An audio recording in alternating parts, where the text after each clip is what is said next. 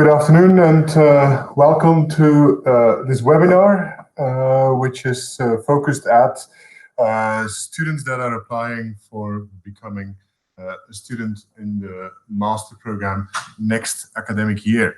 So my name is Tim Dupree. I'm the coordinator of this program, and in the room we have also Elise Meerberg, one of the people also working at the coordination office. The aim of this webinar is just to go through some basic aspects of the program, which you can also, of course, on the website of the program.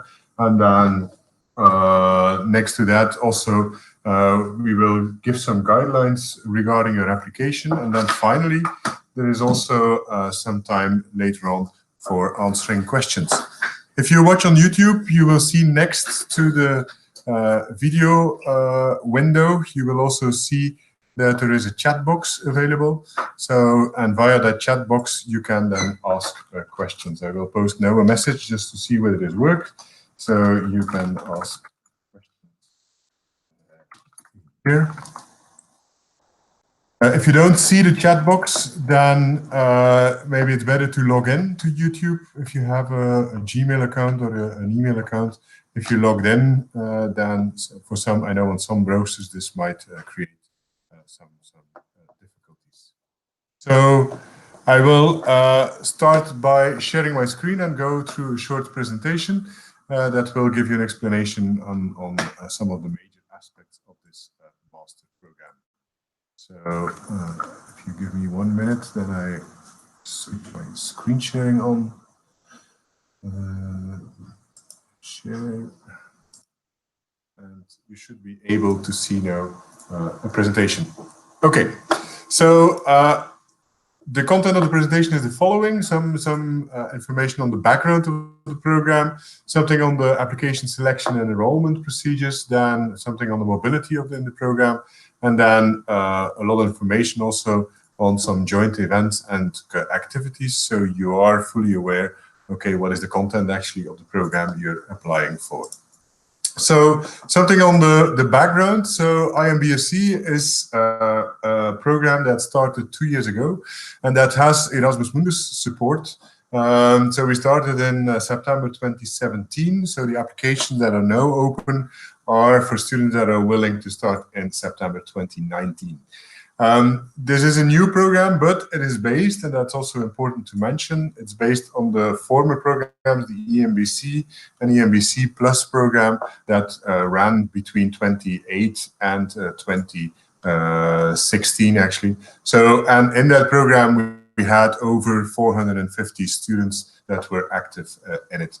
This graph here on the bottom shows you kind of the number of students that applied over different years. So one of the things you clearly see is that there is a steep increase in number of students that are active in the program since the start of the program. So last year, or this academic year, for example, we had a cohort of more than 100 students that started in the program.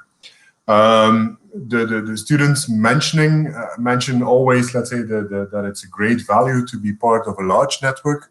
On top of that, the program, as you will see in a minute, is kind of supported by a whole big network of universities. So in that sense, it's kind of, we are able to cope with large groups of students. This figure shows you the different universities that are involved in the program. So we are active in Belgium, France, Portugal, Spain, Italy, Galway, Ireland, and also Norway. So these are the major countries for the actual teaching. And then a part of that, we have also a large group of associate partners. So if you go to the website, there you can find the correct details of all the partners that are involved in the program. We are linked to IMBRSea. IMBRSea is a research infrastructure. It's the European Marine Biological Resource Center, and we are linked in the sense that many of the partners in IMBRSea are also partners in IMBRSea. So I know the acronyms are very close to each other. Next to that, also the thematic areas of IMBRSea is again linked to the thematic areas of this research infrastructure. And then, let's say, one of the key kind of assets for students that are active in the program is that you have the teaching at the different universities, but it's backed up by a whole range of marine research institutions all over Europe, where you can, for example, do a research thesis. The thematic specializations in the program, the 5 we have, are not chosen because simply we're good in those, but are also reflect on the first side the things where IMBRSea is busy with, and on top of that also gives a representation of the actual open job positions on the labor market. So the specializations are set up as such that we're sure that these specializations lead also to actual jobs. This is the scheme that you can also find on our website.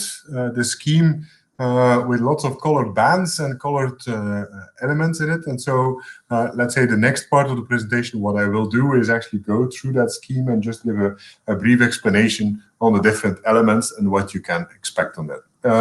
Key element in this scheme is the orange blocks. Orange blocks are all the blocks that are within the program, independently from which specialization track you follow, are exactly the same for all the students. Exactly the same in terms of, okay, what is the educational the educational supporting mechanism around it, but also, okay, how is the follow-up? How are people evaluated? So these kind of things. Then the colored bands are those where you specialize. So if you choose for the specialization, for example, on it means that throughout your program, you have to stay within one of the universities that are offering modules in these specialization tracks. So for example, if you want to do conservation, it means that in the second semester, you can go to Ghent University, or you can go to the University of De La Marche in Ancona. And then in the second year, if you look at the grey band, you can go to GMIT in Ireland, Sorbonne University in France, or University of Bergen in Norway. So that's, and then in the end, you get a diploma where there is next to the diploma name, there's also an indication on the fact that you specialized in marine ecology and conservation.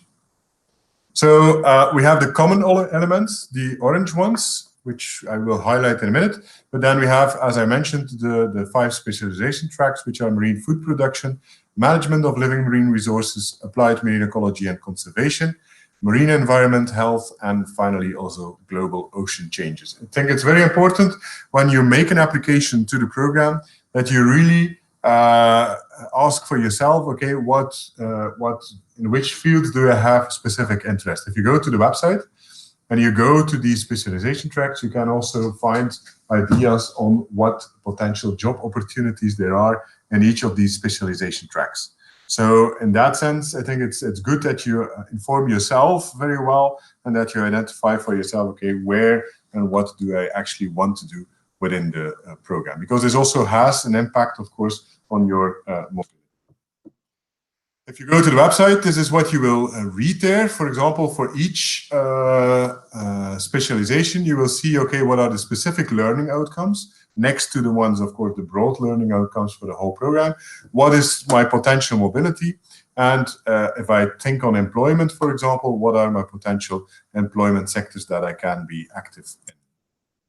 So how does the mobility work? So at the time of application, you will indicate, look, I wish to start my first semester, my fundamentals module, in University A or B.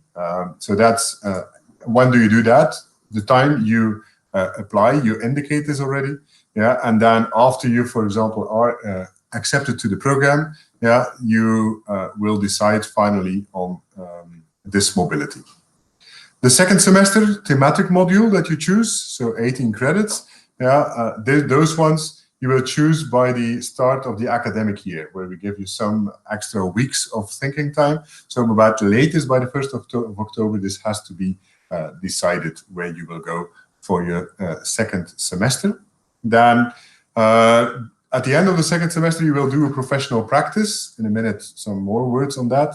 That professional practice will be decided in November of the first year. So you will get a catalog, some explanation later on that, where you select one of the professional practices, and then before actually the end of the semester, you will know exactly where you will go for a professional practice. And then the third thematic module, which is organized during the first semester of the second master year, is something you decide by the end or by January of the first academic year. So after the first semester, yeah, you will have got some knowledge, okay, on these topics or these topics are the ones that I'm interested in, and there you will decide then, okay, I will go there or there. Note that these decisions on mobility are not fully kind of always your first choice, in the sense that each university that is active in the program has also limitations on numbers of students. So it's every year it's kind of a puzzle to make sure that students can go to universities where they hope to go, for example, also ensuring that there is a match with the capacity of each university. The thesis, then the last mobility, is decided by the end of the first academic year. So during the annual symposium, there is kind of a final decision on where you will do your master thesis. A few more words on the fundamentals, on the orange blocks, so the common blocks that are presented in the program. So we start with the fundamentals module, and that's the first semester. So first semester consists of a set of courses. And if you read the overview there, you see that there is a course on marine policy and governance, marine genomics, quantitative methods, oceanography, marine ecology, marine GIS, and then finally also transferable skills course. So these courses are offered at 4 universities, and there's a small mistake here on the slide. So it's Ghent University in Belgium that is offering it. It's also Université de Bretagne Occidentale in France, in Brest, that is offering it. You have the University of the Algarve, which is offering it, and finally, University of Oviedo in Spain offering it. So they offer exactly the same courses. So independently where you go, you get the same courses in the sense that the learning outcomes are exactly the same. But of course, each university will flavor the different courses with local research examples or local field work.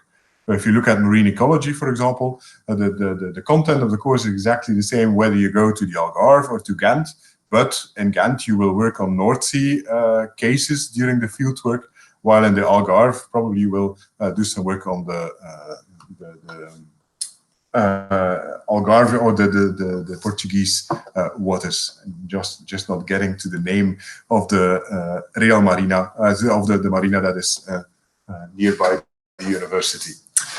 For each course here on the website, you can also click further, and then you can get also the actual course content, the learning outcomes, the evaluation methods, so all that kind of information.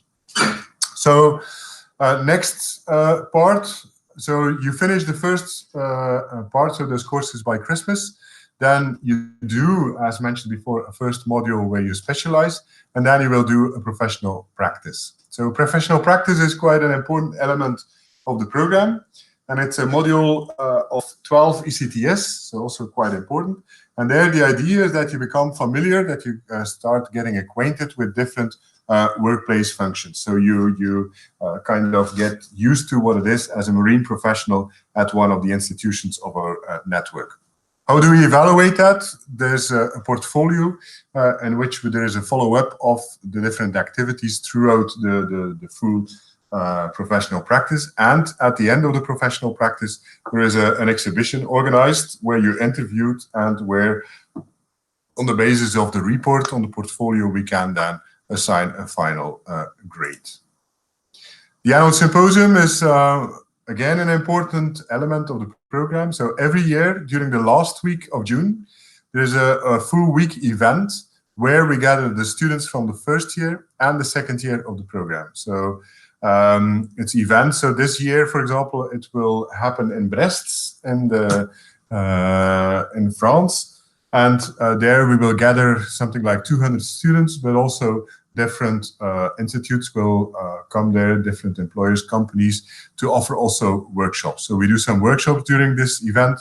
There is presentations of your professional practice experiences during an exhibition, and you can also witness all of the thesis presentations and get some knowledge on, for example, what you can do with your thesis later on. And of course, it's a major networking event because you have the possibility there to meet all the students of your own cohort, but also the students of the former cohort.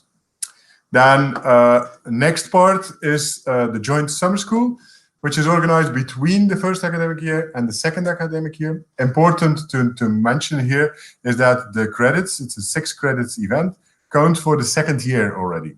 So that means also that the courses during the second year and the semester, due to that, there's only 24 credits of courses you still have to complete. We organized this event at Sven Leuven Center for Marine Sciences in Sweden, in Tjernö.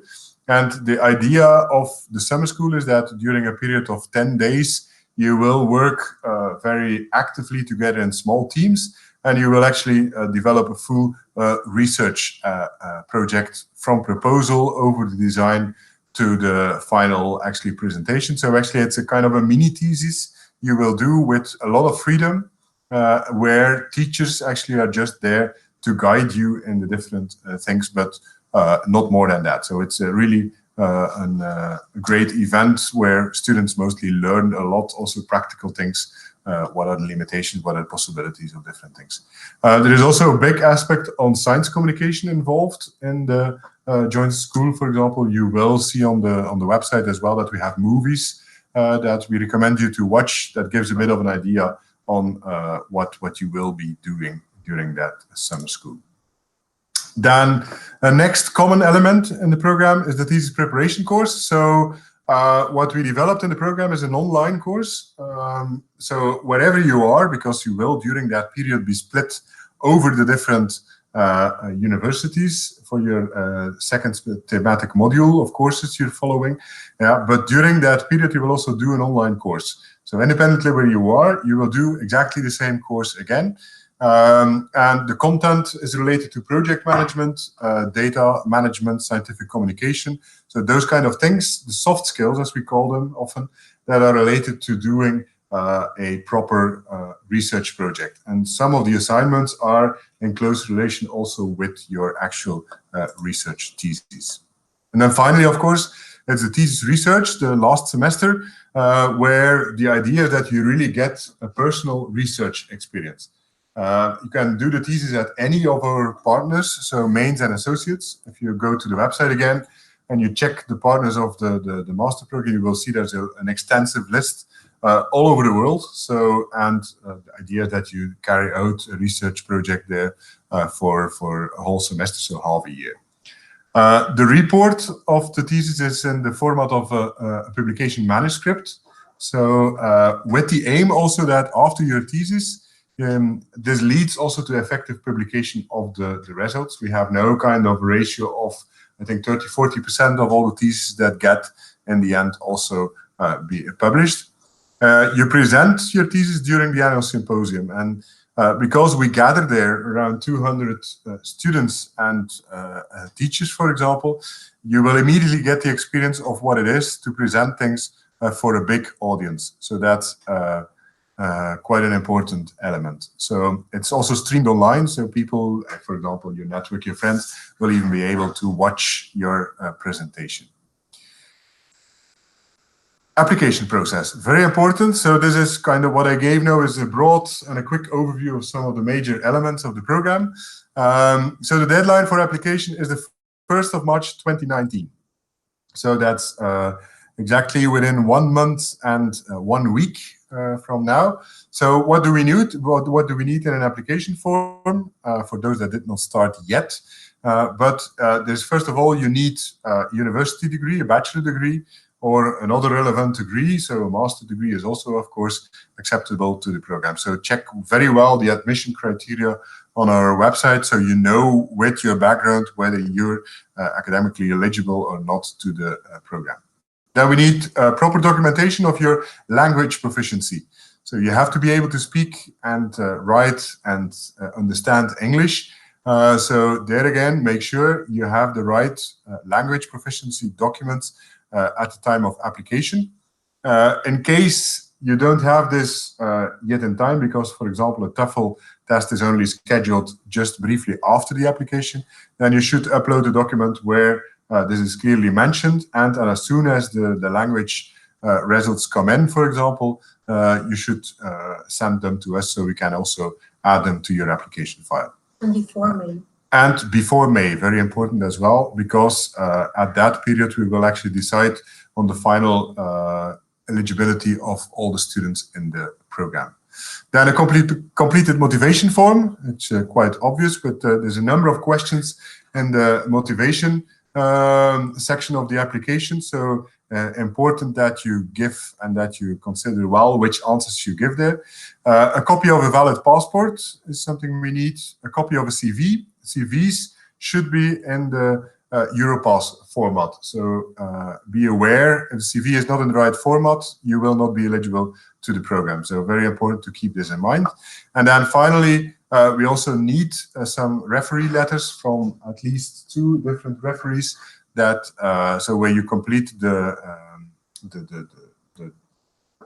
contact details, sorry, and then on the basis of that, these referees will be invited by us to submit a reference form for you. Yeah, there's an important statement here on university degrees and transcripts. They must be either legalized or certified as true copies. Also, again, on the website and also in the application form, there's an explanation on what we mean by those 2 things. So if you're not sure, you can also contact us. Yeah, but these processes can take some time. Yeah, so be aware of that and inform us on the status, let's say, if there would be problems due to certain reasons with some parts of it. Some remarks on the application. If you did not obtain your diploma, and many of you won't have obtained yet a diploma, for example, you're still currently doing a bachelor degree, then you should get a statement from your current universities where there's an indication of your current status. And if possible, of course, also an indication whether you will pass or not the program. You should, for example, for the transcripts of records, which is an overview of all the courses you have followed with an indication also on the grade you obtained for it. Yeah, if you did not finish your diploma, you should at least upload all the transcripts you have so far. Language test, as I mentioned already. Again, upload a document showing clearly not just a statement you write yourself, but showing when you will take this test. Then referee reports, don't forget to enter the contact details. Important is maybe with those referees that you inform them beforehand that they might expect an email from the IMBRSea coordination office with an invitation to write a referee report for you. Often we have the case that students just submit the name of somebody they know and they wish to have a referee report from, but if the referee person does not know, often they forget or they don't even ever do, and your application will not be eligible. Then motivation, try to be to the point. We evaluate a lot of applications. Yeah, and if people are evaluating motivations, for example, it's very important that you really state why you want to be part of this program. Because it's also kind of it shows us, that's a kind of a personal statement that shows us whether you're really the person fit for studying in this in IMBRSea. Okay, so the application deadline 1st of March 2019. Then we have a selection board, which is, so we have a group of 4 different universities that each have an elected person that will form a committee. Then each application is reviewed by at least 3 different evaluators. And on the basis of that, we actually do a final ranking of all the students, and we decide on all the students, okay, who is eligible to the program, who is not eligible to the program. By the 15th of April, we will have a notification on the outcomes of this selection, and we will also have a notification on scholarships, because as you may be aware, I hope you're aware, there's a number of Erasmus Mundus scholarships available where you can also indicate in the program or in the application, for example, whether you have interest or not interest in joining. Maybe a little comment on that. I get a lot of questions from students who ask where they can apply for a scholarship after they completed their application form. So there's one single application form, and you apply for admission to the program and if you want a scholarship or not at the same time. Yeah. We also ask in the application form whether you would be willing to continue the program in case you do not get a scholarship.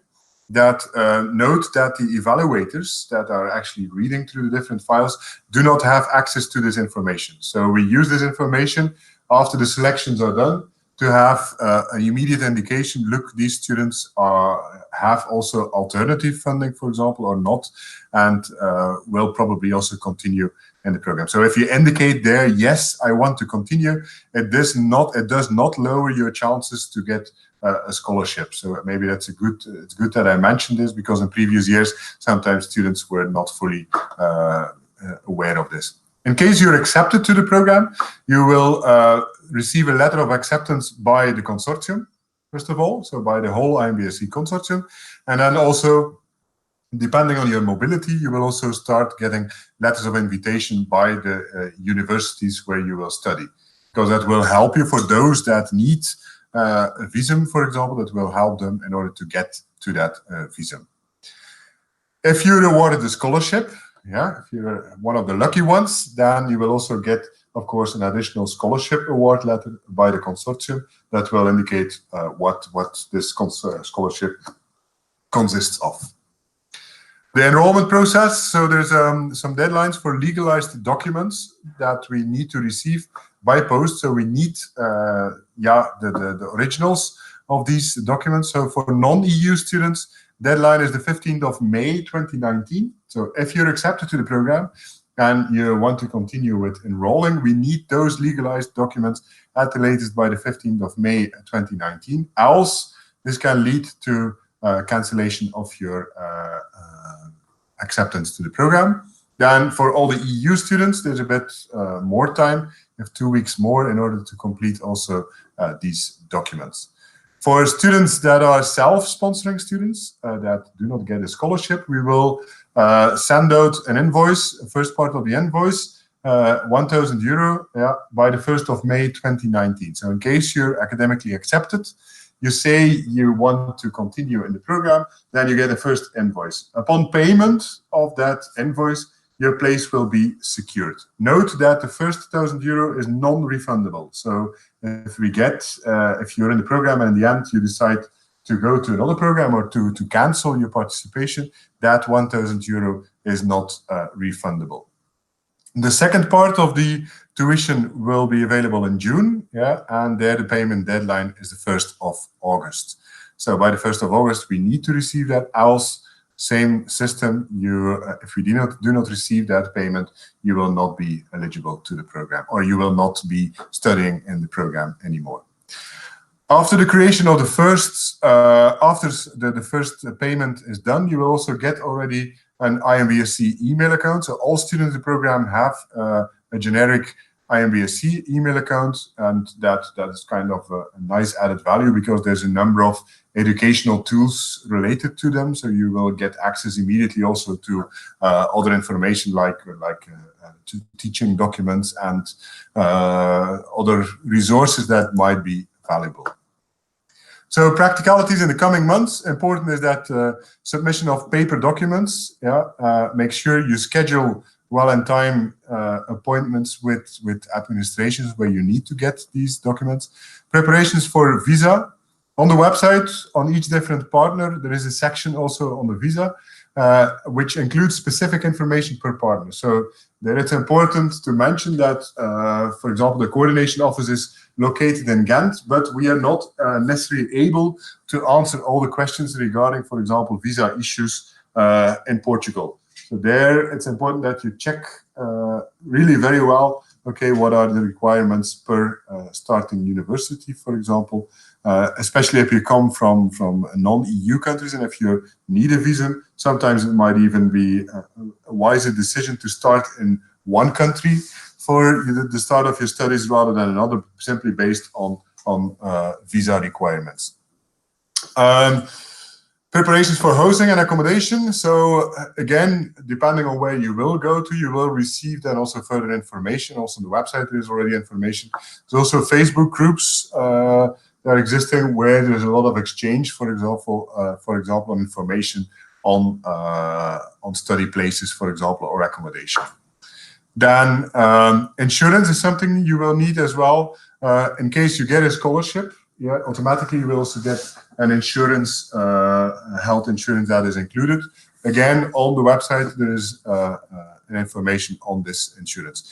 You will be insured in case you enroll in the program. I think it's important to mention that. You will be insured for all teaching-related activities. So if an accident happens during an excursion or during the summer school, for example, there's no problem at all. You're insured via the program for this.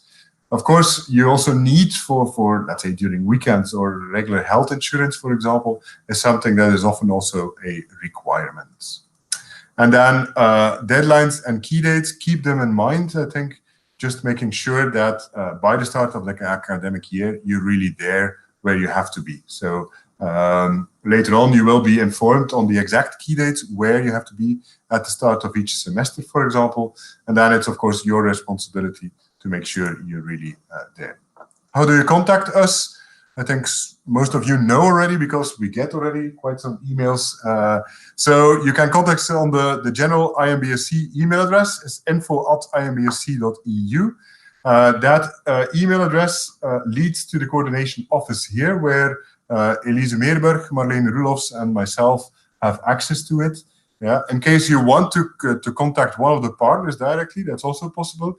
Then you can go to the website, contact per partner, and there you can actually find the contact details of each different university if you have specific questions to the local coordinators.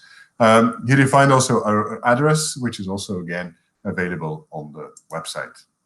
Okay, that as a general introduction. So now time, let's say in the next 20 minutes, half an hour, for questions and hopefully also some answers. So what I will do, I will close the broadcasting here.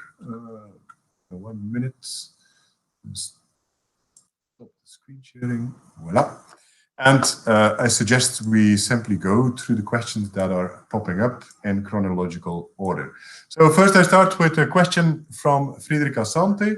My application is number, I'm watching you live, which is not really a question, but just a message that he is watching us. So you have an IMBRSea application number. Maybe it's good to mention that as well. That application number is a unique number for you. So if you communicate with us, we suggest you to always use, we recommend you to always use that number also in your communication, because that allows us very fast to find back your details. Sometimes working on names is more tricky because people have call names and official names, and sometimes things are slightly different there. Then there's a question from Ahmed Mansour. What about bioeconomy derived from marine resources and selection of new species of marine fish for inland or cage aquaculture, or studying uncultivated microorganisms in sediments? I don't know what you want to ask with this question, to be honest. No, of course, these elements are not included in one of the basic courses in the first semester. But for example, if you choose your mobility, for example, if you would go to the University of the Basque Country, there they have kind of that specialization during the second semester. For example, it contains elements that are relevant to this, but also aquaculture elements, for example, can also be followed if you would go, for example, to Bergen University. So there, my recommendation, if you really have specific topics in mind where you want to get teaching on, it's important to really check the course content of the different courses in the program, which you can find all on the website on the study program. Also during the internship and during the professional, during your thesis, for example, you could already also do a kind of a topic which is very closely related to these elements. Then a question from Joan Wanjala. Do all universities offer the same transferable skills?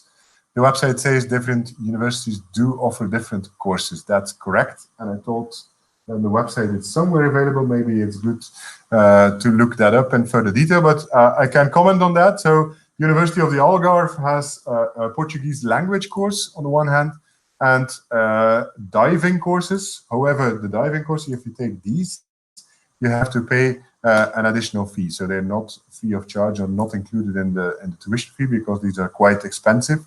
So it is scientific diving. At Ghent University, we have courses on academic English, but also a course, for example, on digital photography and digital imaging. So that's a course in Ghent. I know in Brest, they have things on science communication.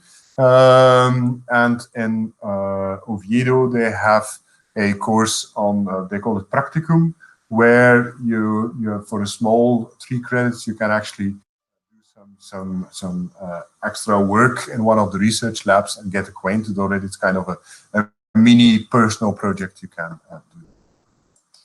Applications documents should be sent as hard copies, or the online application is sufficient. Answer is very easy. Online is sufficient, except for, let's say, if you would be accepted to the program and we need those legalized copies. Of course, these legalized copies are not things we have sufficient with the electronic files. So there we need also the really paper ones that are sent to us, as I mentioned during the presentation. Question from Frederic Asante. If my referee submits his report on the deadline day, will that affect my application? No, not at all. Yeah. I forgot one question, but I first answered then the one from Frederic. So it won't affect. So we will still accept referee reports, let's say, as they come in. But as soon as the evaluators start evaluating, that's a few days after the deadline, yeah, then if they're not there, then your chances go down. So the sooner, the better. Yeah. Question from Lior Tobias. I come from an unrelated bachelor degree, but I'm extremely motivated to move into the field of marine biology. If I take part-time courses, research, could I be considered as a potential candidate? Very tricky question to answer here, let's say, very general, because I think it's on a case-by-case study that this is looked upon. If your field of studies is completely outside of the program, then we recommend you to actually first complete an official degree, that you have really statements where you show at least already the required background knowledge. But of course, you're free to apply. You're free to apply, and it's in the end, it's also always the academic admission board, the selection board, that will decide whether you are eligible or not. If you're not sure, then we suggest you to contact us so that we can already have a look and indicate what your chances are. Okay. I really like the summer school, especially when it will be preceding the thesis semester. My question is, are students taught different languages apart from the official language of instruction? Answer is no. Everything in the program is English. So the whole program is taught in English. The only divergence there might be if you take a language course at one of the universities. Yeah, if you take Portuguese language course, of course, that's Portuguese you learn. And also it might be that for some thesis topics, or that there is a question, for example, that you are also able to speak a local language. For example, if there's more a social science component included, then sometimes there's a question. We had cases before where the thesis supervisor indicated that the student also needed to know, for example, Spanish in order to be able to conduct his research. Okay. What is the acceptance rate of the program? Very hard to say. It depends on the number of applications, of course, and also depends, let's say, on the number of students that within those applications academically eligible, and that's fluctuating on a year-by-year basis. However, I think we can state, for example, if you have the right documents, for example, if you have sufficient English, if you have a degree where you have good scores, those kind of things, you have your referee reports, the chance of getting accepted, academically accepted, is in that case quite high. However, you must also keep in mind that this will not automatically lead to a scholarship. So scholarship is only for those that are highest ranked person. And so if you want to get into the program on a self-funding basis or an alternative funding, be aware that there is a substantial cost also related to it. Yeah. From the past 450 students, how many of them work? and academic, non-academic, non-related field jobs? A question from Laura Angelica Lopez Marquez. So we're actually right now carrying out a survey among our graduates. And what we learned there, the first results show that quite a big group of them first continues in PhD research, yeah, and then after PhD research they diverge to different areas, going from companies up to academic research to project management. So one of the nice things of the program to see is that the vast majority has, within 1 year after graduation, a vast majority, that I talk about more than 90%, get jobs and gonna get into.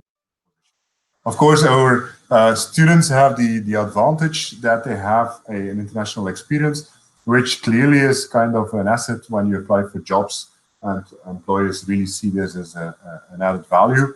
Also, what we see is that graduates from this program apply for jobs anywhere in the world. So the international experience continues even after graduation. Do you wait, where is the question? Yeah. Do you interview applicants? In some cases we do. And that's mainly if you're in the last small group, let's say, of potential lucky ones that will get a scholarship, then the selection board has the opportunity to ask students for an interview. But you, of course, in case that's the case, you will be informed on this. How many scholarships are offered on an annual basis? Yeah, this year we will be around 12 scholarships for non-EU students and 3 students scholarship for EU students available, plus a few extra scholarships from specific target areas, but that's then also again depending in a later phase, let's say, on what is exactly available. So the exact, it's 13 and then indeed and 3 for EU. Does the program have any specialization in aquatic animal health management? And I'm very interested to do it. If you look into the study scheme, for example, you will see in the second semester we have indeed a module that is specifically about animal health in the University of the Basque Country, for example. And then also, for example, again in Norway, during the third semester, there is also a possibility there to follow courses specifically on this. So I think that's maybe an answer. Again, check the courses, check the content, read the website very well. Next question is from Wilson Marquez de Oliveira Jr. My referee report must be done by academic professor or can be an employer of a workplace. Can be anyone. Really, anyone. The idea is that we get referee reports in of people that know you and that can evaluate in an honest way what your skills, what your motivations, whether you're a good student, whether he believes that you will be able to study well in such a program. So could also be an employer of a workplace, no problem, because that he will probably highlight other things than what an academic professor can highlight on. Okay. If you're accepted to the program, next question by Erik Bouwman, is it possible to defer the semester and start in January or the following September? Answer is very simple, no. Yeah, because you're applying for a for a specific cohort, within a specific cohort of students, where the program starts in September. So if the program starts in September, each student will also sign a student agreement, kind of a contract between us as a program and yourself. And in that student agreement, it's really stated that it's a 2 years program. So the aim is that you finish in 2 years. Yeah, and as you've seen in the program, also the first semester, so the whole mobility is not flexible at all if you want to organize it with many students. So answer is very simple, no. If you're accepted, for example, you want to defer to the following year, you will have to apply again. Yeah, especially in this case, because for the next cohort, we may be funded under another scheme, and the scheme of the current master program might slightly change. So even the criteria might slightly change on a yearly basis. So that as an answer. What are you looking for in applicants? The criteria we evaluate are, I think that's also mentioned on the website, is of course study performance, it's your motivation, Your referee reports, of course, your knowledge of English, but that's a yes or a no. That's very simple. If you're not eligible for English, then it's you're simply not admitted to the program. So it's those kind of, and your CV, of course, as well. So these different aspects evaluated by different readers will lead to a final ranking of all the people that are applying to the program. Basically, all the documents that we ask you to submit. Yeah. Next question is by Kiana Gallagher. Do you have any tips for choosing referees? What type of questions will the referees be asked? Will they focus mostly on academics or other? Good question. Actually, we ask for academic reference persons, so yeah. not just... Yeah. Well, academic, yeah, in the past we also accepted, yeah, there should be at least one academic. Yeah, but also, so what do we ask for in those referee forms? The people should be able to indicate what is your knowledge on specific subjects. So do you have you sufficient knowledge on, for example, statistics, ecology, those kind of basic things that are kind of interesting to know for us. But also they will ask, okay, what kind of student were you? Are you a somebody that is very active? Are you are you an independent student? Are you more a team player, for example? Those kinds of questions. And there is also place for your referee to also write a personal statement or a more extensive statement. So there's a whole set of questions where he has to indicate his feeling about you, and then next to that also kind of an extra element there. Remco asks, will we get a notification when the referee completes the form? Yeah, so we get in the referee letters, we're already getting them in, many of them, but we did not start yet. We are planning to do this in early February to upload the referee reports also to the application form. That means that at that time, you will also get a notification whether the report has arrived or not. Yeah. So that, yes, you will get information on this. The easiest is also to make sure if you have indicated the name there, to be in touch with that referee to be sure that he submits the things in time. Are students given separate certificates or one certificate having all the names of the university after the program? The IMBRSea program is a truly joint degree leading to a joint diploma as well. So you will get one diploma with an indication and with signatures from all the different partner universities. On top of that, you get a diploma supplement, which that's almost the whole book you get. That gives you an indication of these are all the courses you have followed, these mobilities, this is the thesis, and so on and so on. And apart from that, you also get transcript of records of the universities where you have actually physically studied. So you have one transcript of records for the whole program where all your courses are mentioned. But for example, if you studied then in, for example, in Brest, for example, then also Brest will deliver one sheet of paper where the courses you followed in Brest are again mentioned in the local scoring system.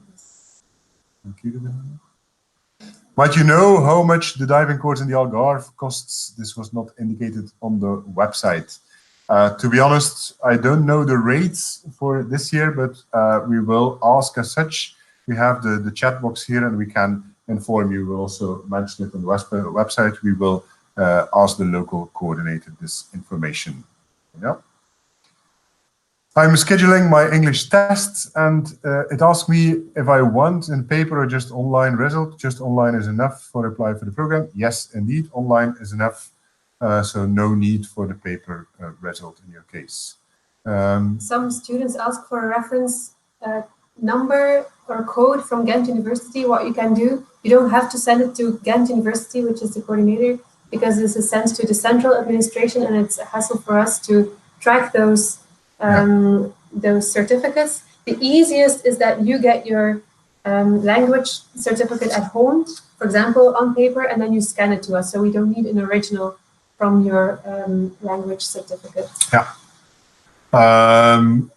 Maybe important in that context is to mention that so you send things to Ghent University, the coordinating institution, but so the admission panel is a panel which is consisted of the different universities in the consortium.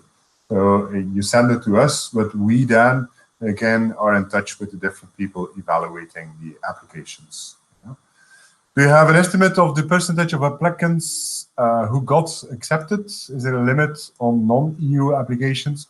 As I mentioned before already, I answered a similar question already before. It depends really on who gets in. So there's no limit. We look at the quality.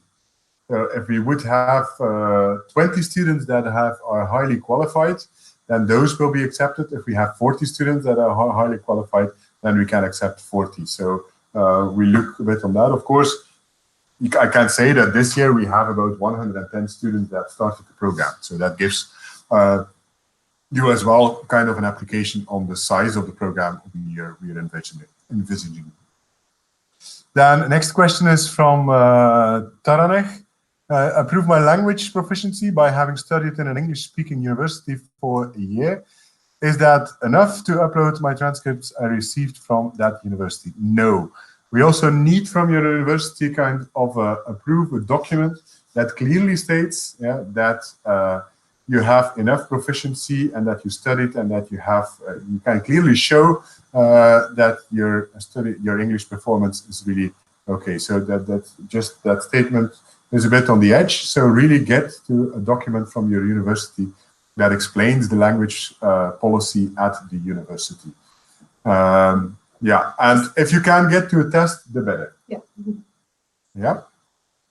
Then to be considered for Erasmus scholarships, should I send the paper documents before the 1st of March? No. So same. So all the documents and the deadlines that I mentioned are exactly the same, both for Erasmus Mundus or non-Erasmus Mundus scholarship students. Next. So this is a question that sometimes comes back. Your paper documents don't need to arrive here on the 1st of March. If you send them by the 1st of March and they arrive 1 week late, we understand how the snail mail, how the mail works. This is fine. It's the post stamp that counts. So if you send it before the 1st of March, it's fine. Yeah. Next question is by Alexia Pijot. For those who will not have a scholarship, what is the cost of a year, and do you help us to get an apartment? Is the food and apartment included in the price? Maybe it's good to answer this question. If you're an EU student, normally the subscription rate is €4,500. Yeah, but every year we kind of allow quite a big group of students to start at 3,500 per year. For non-EU students, the cost for study is to enroll in the program is 9,000. But there again, we allow students at a lower, so we give them a waiver, tuition fee waiver, up to €4,500. That's just the registration cost, so the enrollment in the program. Beside that, of course, you have also to find accommodation. And accommodation costs, if you look at the website, there is indications on what the cost is actually per university. But for example, for Ghent and many universities take into account something like €450 per month. And then for food, it depends what you eat and drink, of course, but also there you have to set aside some. So the food and apartment is not included in the registration fee. I think that's important that you keep that in mind. Yeah. Also, mobility is something you will have to take into account as well. And there you can travel in a luxury way or do it in the very cheap way. For example, limit your mobilities in the program. During the summer school, however, and the annual symposium, accommodation and food are provided. So those 2 weeks in the total program are there, everything is provided. Yeah. And we help students finding an apartment in that sense that we direct you to the housing department of the university. Still, many students prefer to find something on the private market, and then we cannot help. I mean, we can suggest areas, for example, but this is something for the students to do themselves. That's for Ghent. For Ghent, yes. For Ghent University, that's the case. So all the universities, for example, there's also the International Relations Office, or they have specific websites where you have an overview of rooms.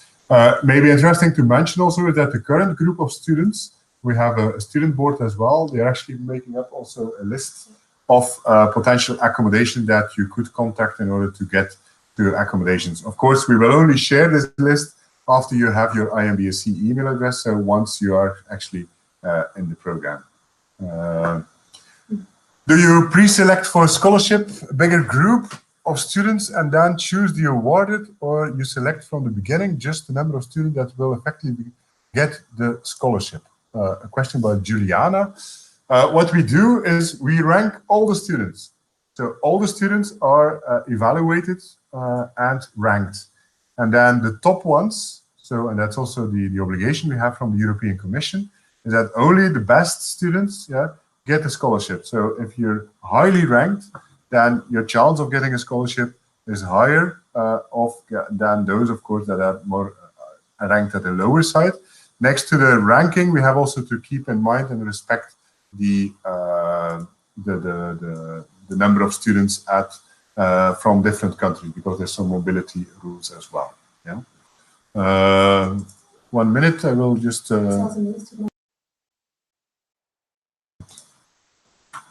Sorry for the break. Can the English proficiency certificate be sent after the application deadline? Yes, as I mentioned, but you have then to upload in your application a clear statement where it's clear that when you will be taking the tests. So kind of a proof, a screen capture, whatever, of the reservation that you have made for doing your test. Do native English speakers have to provide a proof of proficiency? As you will read on our website, there is exemption for native English-speaking countries. I thought so. Yeah, because mostly you have also followed education in English already before. Is this summer school only 10 days and we have rest of the summer off? Answer is yes. So yeah, depends a bit on your mobility and on the resets and those kind of things. So because the mobility of the third semester starts for some universities already in August, or immediately after the summer school, while for other universities it is more later. So it's indeed the case that between the end of June, let's say, and September, in theory, there is only the 10 days summer school you have to attend. Yeah. Next question is there availability to focus on research methodologies like next generation sequencing transcriptomics to study biology of infection and interdisciplinary studies? Answer is very simple, yes, of course. And here I would like to reflect on our very close link with the IMBRSea infrastructure. Already in the first semester, for example, when you follow the course on molecular genetics, for example, these elements are already included in the study program there. Of course, and you can even do an internship at one of the institutions that are actually specialized in these fields, and from there you can go on.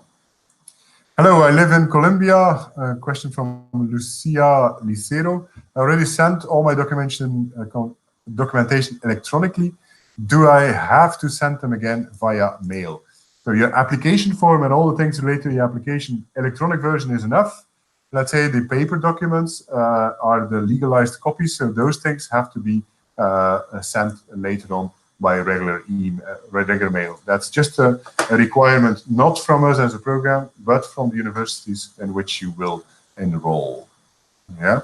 And then Erik Bouwman, for the moment, the last question. Are there limits as to how many students can be selected for a certain track? If conservation is more popular, will there be more competition for those spots? Very good question. Conservation is one of the most popular tracks also this year. To be honest, let's say that it might be a limitation, yeah, because for the moment we have something like 42 or 43 students in a conservation track, and let's say for the first year this does not really cause major trouble. Yeah, but for the second year, for example, the second year mobility might be sometimes tricky to be able to divide all the students over the different universities. So that's something to keep in mind if you are selected for a certain track, that not necessarily you will always get the mobility you wished for. Yeah. Okay, I think we've answered so far all the questions that came in. Just checking where there's more questions coming up. So we'll keep the streaming on for, I think we have about 5 to 10 minutes max because then we have another meeting. Will you be able to switch tracks if a track is full? Actually, yes. When you apply, you indicate where you want to go to at the moment of the application, but by the start of the program in September, you have to really decide on where you will go. The thing is, we can say a lot on that right now, but my advice is always rather solve the problems when they come up than thinking of scenarios. I see already the scenario thing coming up. How many students are in each track? We don't have limits per track. There's no indicative number of students per track. It's only when we see that there is a big problem, if it would be arising, then we will be in touch with you to see also, let's say, on your motivation, depending on your motivation, really, are you in the right track or not? Yeah.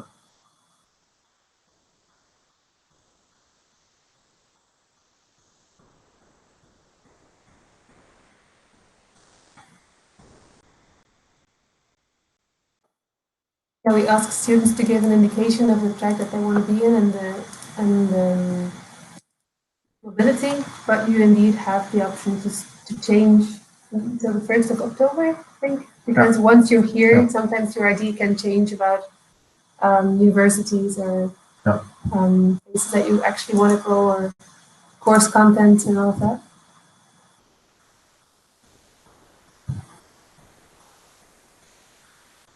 Okay, I see no more burning questions are coming in.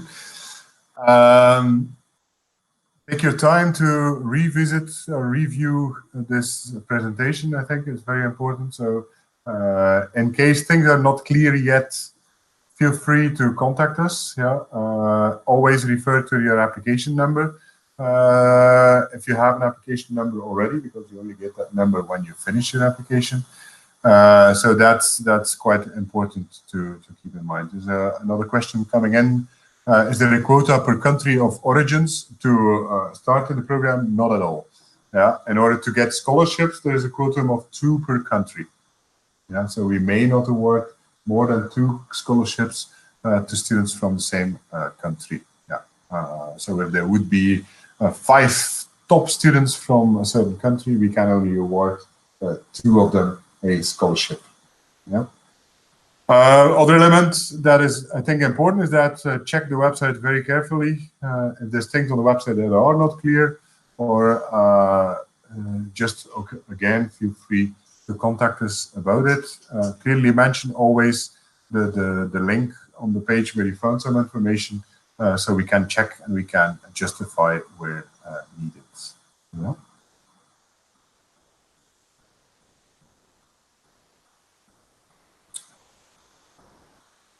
Do you know if there is another scholarship to get funds for this particular program? There is Erasmus Mundus loans, study loans as well. So that's often one way to potentially get into the program. But that's information. If you just Google or search, not advertising for Google, search for Erasmus Mundus study loans, for example, that you might get some information on what is particular there. And then from there on, let's say sometimes national, we know quite some few students come in with national scholarships from banks, from national funding schemes, but it's not from the consortium that we offer additional scholarships. Yeah. During the program, we do have the Erasmus Mobility scholarships, which is only for 1 semester, and it's like 300 euros, 400 euros per month. But this is only, of course, for 1 semester, and it won't help you. Well, and important on that element, that's an important remark, is that these Erasmus mobilities, so once you're in the student and program as a self-funding student, you can apply at the starting university, very important, at the university where you start. And then the local university rules do apply for this. Yeah. So in that sense, sometimes it's important because the different regular Erasmus scholarship opportunities and rules change per year per country. So, for example, and also the selection mechanisms are slightly different. So keep that in mind, yeah, also when selecting your first semester, because that will also have, again, an impact, for example, on the potential to get a scholarship for a few months via that starting university. Is the scholarship more heavily weighted on academic standing or motivation? Academic standing and motivation are on the same level.